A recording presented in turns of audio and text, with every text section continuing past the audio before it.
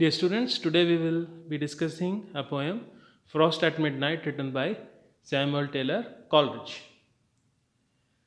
Frost at Midnight was a poem written by Samuel Taylor Coleridge in February 1798, and it is taken from the collection which was titled as Conversation Poems.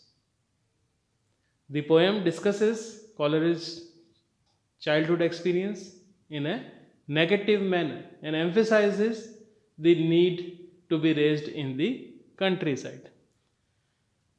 Coleridge did not like city culture and he always advocated living close to the nature, and he always preferred the countryside to a city.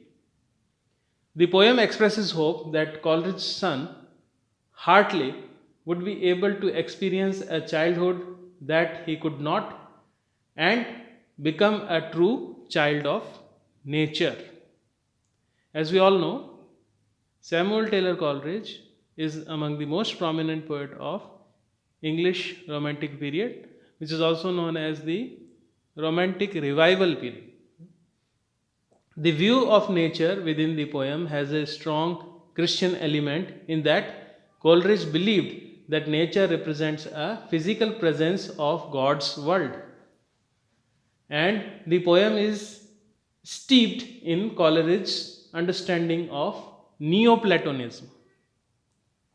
In terms of criticism, Frost at Midnight has been well received by critics and seen as the best of the conversation poems. Frost at Midnight was written in February 1798. When he described to Thomas Poole aspects of his childhood at Christ Hospital Grammar School that are similar to the content of the poem. The rest comes from Coleridge's experience with his friend William Wordsworth. It was Wordsworth who provided Coleridge with a detailed description of the Lake District, which served as a basis for Coleridge's description of the place. The relationship between Coleridge and Wordsworth was a close friendship, and Coleridge helped rewrite many of Wordsworth's poems during this time. Frost at Midnight was later connected to many of Wordsworth's poems. The poem was published in a small work containing his other poems, France, an Ode, and Fears in Solitude. In Frost at Midnight, Samuel Coleridge describes a serene night at his cottage at Nether Stowey. Coleridge mentions the frost that performs its secret ministry at night time while the owl calls.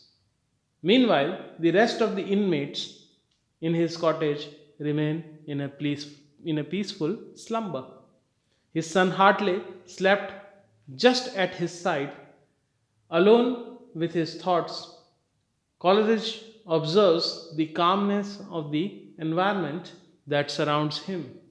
The calm disturbs composed Wax's meditation. Because of the extreme silentness, Coleridge's diction conveys a tranquil and contemplative tone. To add to the stillness of the setting, Coleridge describes the thin blue flame in his fire that quivers not. Typically, a fire is described by the flames that dance and flicker, but Coleridge's fire is still and subdued. The only other thing that is unquiet is the film that is hanging from the grate. This film, or stranger, allegedly foreshadows the arrival of an absent friend. Coleridge finds companionship with the film that is hanging from the grate. This film, or stranger, allegedly foreshadows the arrival of an absent friend.